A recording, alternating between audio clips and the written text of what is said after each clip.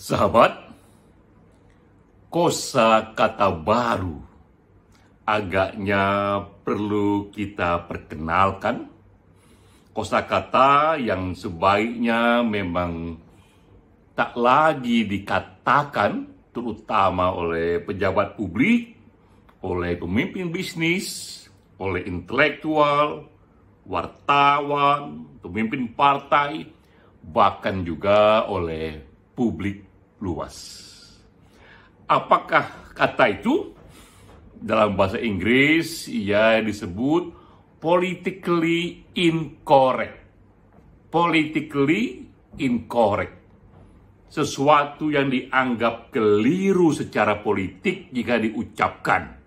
Keliru secara politik jika dilakukan. Itu kata-kata yang sekarang ini populer, terutama di era multikulturalisme. Karena kata-kata ini dianggap bisa menyerang, pejoratif, merendahkan satu kelompok masyarakat atau satu wilayah yang selama ini mereka memang minoritas atau kurang diuntungkan karena sejarah akibat situasi yang menimpa kulitnya, ras, gender, agama, ataupun sekarang ini seksual orientasi. Karena grup-grup ini yang dianggap minoritas, maka kata-kata yang dianggap menyerang mereka diberi nama politically incorrect. Hal inilah yang saya ingat setelah membaca dua berita. Ini beritanya, pertama di Kompas ya. Ini beritanya, ini Komnas HAM yang menanggapi Menteri Risma yang menyatakan bahwa Papua bukan tempat pembuangan. Keras sekali ini pernyataan Komnas HAM kepada Menteri Sosial Risma. Kedua juga berita yang saya dapati, ini yang kedua ini dari CNN.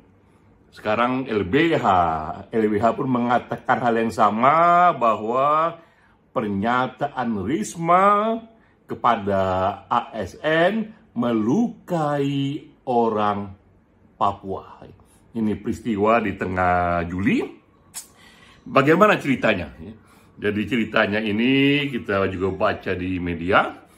Di tengah Juli, Menteri Sosial yang dicintai banyak orang, Tri Risma hari ini, atau disebut secara populer Ibu Risma, ya datang ke dapur umum di Bandung, yang waktu itu akan menyediakan dapur umum bagi para penderita virus corona. Sang menteri dikenal sangat detail, memperhatikan betul kinerja anak-anak buahnya yang pegawai negeri itu.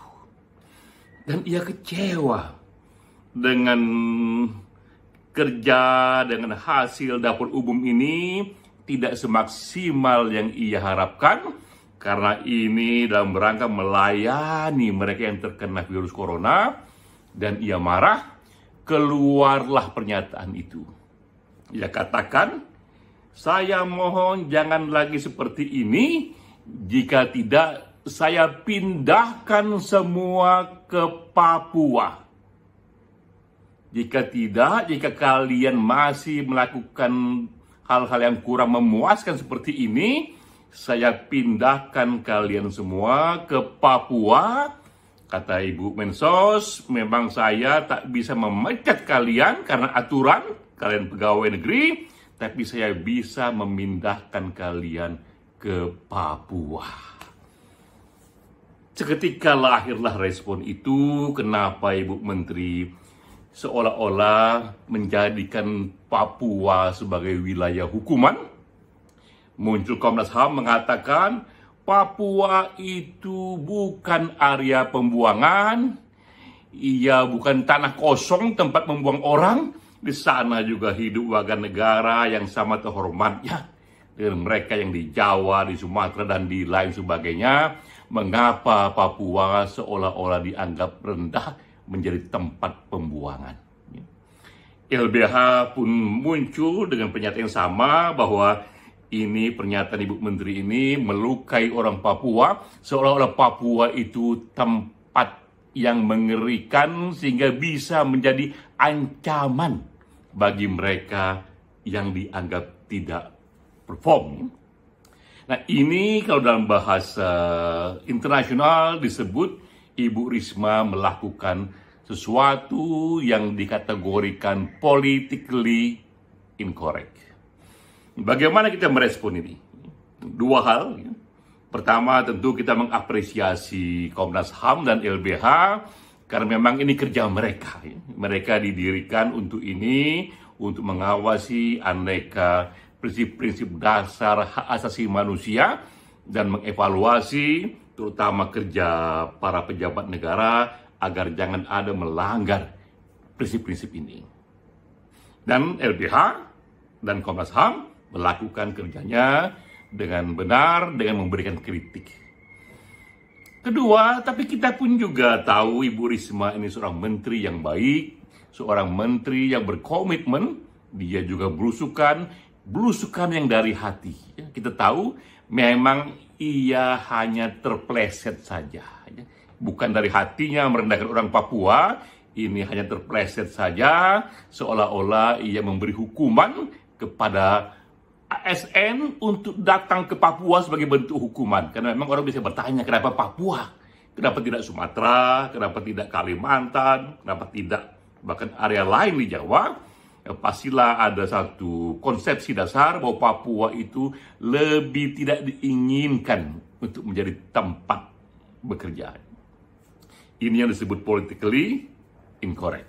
Nah, sekarang saya ingin detail mengapa penting sekali kita memperkenalkan kosakata ini.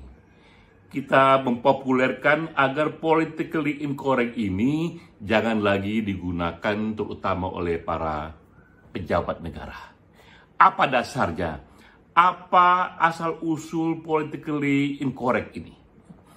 Secara definisi, politically incorrect itu adalah terminologi untuk satu tindakan atau perkataan yang dianggap melecehkan, pejoratif, merendahkan sekelompok masyarakat atau satu wilayah hanya karena perbedaan identitas.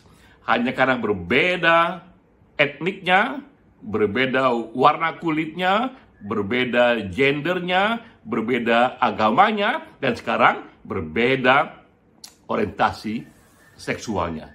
Jika kita membuat perkataan yang agak menyerang kepada identitas sosial ini, padahal dalam kategori yang mereka yang kulit hitam, mereka yang agama tertentu, yang etnik tertentu, ada baik dan buruk di sana, tiba-tiba dibuat stereotip seolah-olah ini sesuatu yang buruk, sesuatu yang rada-rada mengerikan jika kita dibuang di sana. Nah, itu dianggap politically incorrect. Mengapa ini penting? Mengapa tiba-tiba satu konsep politically incorrect ini penting? Maka kita pun mengeksplor sejarah. Bahwa sejarah sekarang ini sudah berubah dari peradaban dominasi menjadi peradaban hak asasi. Saya sedang bercerita tentang the social origin dari istilah politically incorrect ini. Ia anak kandung dari perubahan peradaban yang tadinya itu peradaban dominasi lalu berubah menjadi peradaban hak asasi. Peradaban dominasi karena ia tadinya ini didominasi oleh satu grup sosial saja, yaitu laki-laki, kulit putih, Protestan, heteroseksual. Inilah dominasi satu kelompok masyarakat yang memang pertama kali di Eropa di abad ke-15 hingga abad ke-19, kelompok inilah yang dominan karena ia laki-laki, karena ia kulit putih, karena ia dari Protestan dan juga heteroseksual. Pelan-pelan datanglah itu perubahan dalam sejarah. kita bisa lihat juga data-data soal ini. Dulu itu sah-sah saja orang itu menjadikan kulit hitam sebagai budak. Itulah era zaman perbudakan. Orang-orang kulit hitam diburu seperti orang memburu gajah, memburu rusa di berbagai belahan wilayah Afrika, Latin Amerika. Dan sang kulit hitam itu dibawa dengan kapal ke Amerika menjadi komoditi. Itu sah-sah saja. Pernah ada masa seperti itu. Datanglah pelan-pelan itu tindakan anti diskriminasi. Maka di abad ke-18, perbudakan kulit hitam dilarang. Dan pelan-pelan kulit hitam pun memiliki posisi hukum yang setara sampai ujungnya di Amerika. Dan di Amerika yang seringkali menjadi sumber perbudakan kulit hitam, sampai akhirnya berubah. Di Amerika pun terpilih pernah seorang presiden yang kulit hitam. Equality of human rights untuk kulit hitam terjadi di sana. Tak hanya kulit hitam, wanita pun pernah juga mengalami diskriminasi yang ia dianggap warga kelas 2. Tahukah kita, baru di ujung abad 20, tahun 1918, 19 sekian, barulah di tahun-tahun itu, wanita diberikan hak untuk juga boleh memilih wakil-wakil rakyatnya di parlemen, juga memilih pemimpinnya sebagai eksekutif. Sebelum itu wanita pun tidak diberikan hak untuk memilih karena mereka dianggap warga kelas 2. Dan pelan-pelan kita lihat equality, persamaan hak dari manusia terjadi. Hal yang sama mengalami agama. Dulu itu berbeda agama, ini bisa berujung pada kematian. Dan itu yang terjadi dalam perang Eropa 30 tahun antara Protestan dan Katolik. Itu terjadi antara perang salib di abad ke-11 sampai 13 di Eropa antara Islam lawan Kristen. Juga terjadi antara Islam sendiri, Syiah lawan Sunni, bahkan sejak Nabi wafat. Jadi kita lihat dulu itu berbeda paham itu bisa berujung pada kematian karena dianggap ini antara kaum kafir dan kaum yang membawa kebaikan, dan kaum yang membawa kebaikan pun berhak untuk melakukan tindakan kekerasan dalam rangka penyelamatan. Itu yang terjadi dalam praktek agama, yang terjadi dalam peradaban, bukan terjadi dalam doktrin. Dalam doktrin kita bisa berdebat soal itu. Di tahun 1948 ketika datangnya hak asasi pun akhirnya perbedaan agama pun dianggap hal yang layak dan hak semua orang untuk meyakini apapun atau untuk tidak meyakini apapun sejauh tidak melakukan kriminal. Terjadi kembali equality untuk agama. Terakhir adalah untuk sexual orientation. Awalnya juga terjadi hukuman bagi mereka yang mempraktekkan satu kehidupan, satu lifestyle yang bukan heteroseksual, yang gay, yang lesbian, yang homoseksual. Itu pun sama dihukumnya di era itu. Tapi kemudian sejak tahun 70-an dimulai dengan asosiasi psikologi, asosiasi psikiater, mereka menganggap perbedaan orientasi seksual ini hanya perbedaan saja, bukan penyimpangan, dan hak asasi pun melindungi ini. Jadi kita lihat dalam sejarah, dari yang peradaban dominasi, pelan-pelan terjadi berubah menjadi peradaban hak asasi. Dan manusia pun dianggap setara. Apapun warna kulitnya, apapun agamanya, apapun gendernya, apapun seksual orientasinya, mereka sama-sama homo sapien yang setara. Maka mereka akan dinilai bukan oleh identitasnya, tapi oleh tindakannya. Karena tindakan itu baik dan buruk bisa dikerjakan oleh siapapun. Jadi apapun agama kita bisa mengerjakan yang baik, bisa kerjakan yang buruk. Apapun gender kita, apapun etnik kita, apapun seksual orientasi kita, baik dan buruk itu mampu kita kerjakan. Karena itu nilailah mereka dari perbuatannya, dari perkataannya, bukan dari identitasnya. Ini awal lahirnya politically incorrect itu. Adalah tindakan yang benar untuk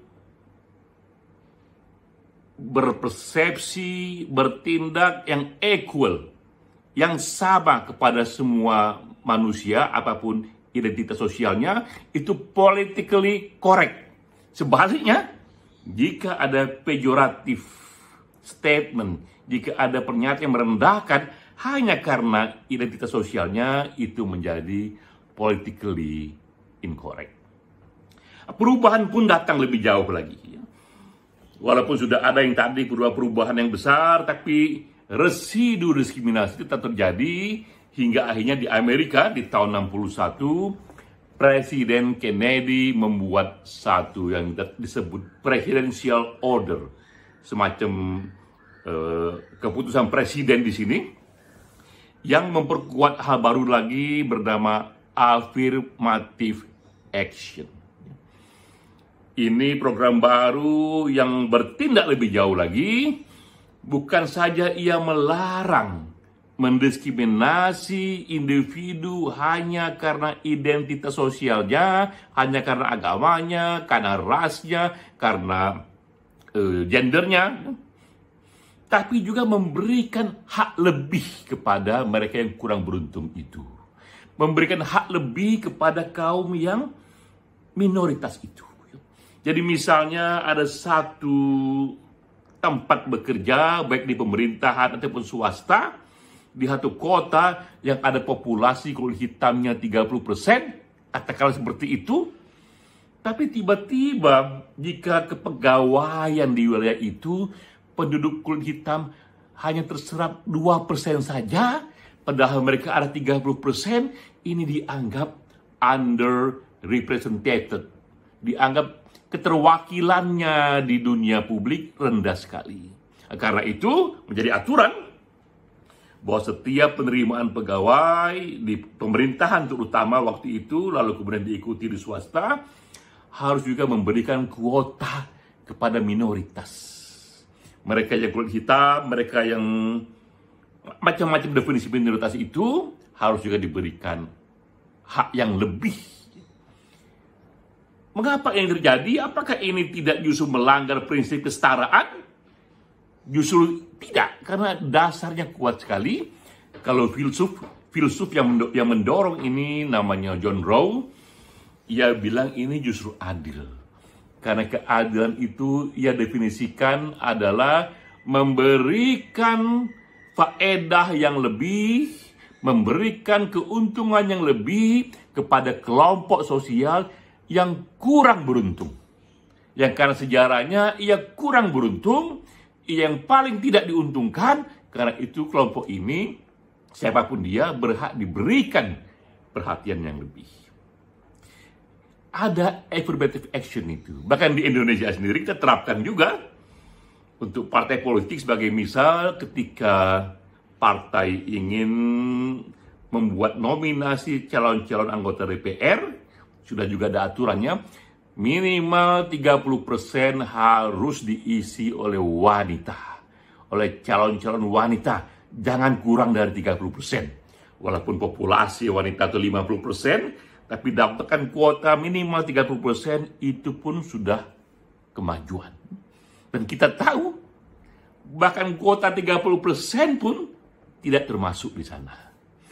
Jadi kita lihat di sini, apa yang terjadi dalam peradaban yang disebut politically correct, yaitu tanpa diskriminasi, bahkan sekarang ini plus affirmative action. Itulah politically correct. Lawannya adalah politically incorrect. Lawannya adalah salah secara politik. Jika kita membuat pernyataan, lakukan perbuatan yang dianggap sedikit pejoratif, sedikit merendahkan mereka yang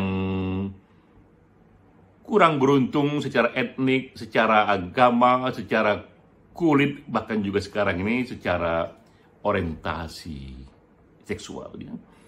Itulah jalan peradaban, dari peradaban dominasi menuju peradaban hak asasi. Maka di Indonesia, kita pun mempopulerkan Indonesia tanpa diskriminasi. Apakah orang Jawa, orang Sumatera, orang Kalimantan, dan orang Papua, mereka adalah sama-sama warga negara, punya kehormatan yang sama, dan mereka pun sama-sama bukan tempat pembuangan, karena di sana memang hadir warga negara yang sama-sama terhormatnya. Di semua tempat tetap saja pasti ada kriminalnya, tapi itu di semua tempat, tapi itu di semua etnik, tapi itu di semua penganut agama, ada kriminalnya, ada juga para pahlawannya. Jadi itu situasinya. Sahabat, ini video saya yang ke-15 di Working From Home, yang juga ke-15, satu hari satu video. Kuliah singkat ini saya rekam di handphone saja, tapi berbeda dengan kuliah sebelumnya. Di akhir video ini saya sertakan sebuah lagu yang saya buat 7 tahun yang lalu, judulnya Indonesia Tanpa Diskriminasi. Ini lagu yang relevan. Lagu ini dinyanyikan oleh Andre Hehanusa, oleh Anji, oleh Alena Wu. Trio ini menyanyikan lagu ini 7 tahun yang lalu. Dulu pernah satu masa berbulan-bulan ia diputar di TV One ya. Saya sertakan lagi setelah selesai video ini, silahkan didengar ya, karena ia relevan dengan kasus Ibu Risma yang mengatakan saya akan pindahkan semua ke Papua. Salam.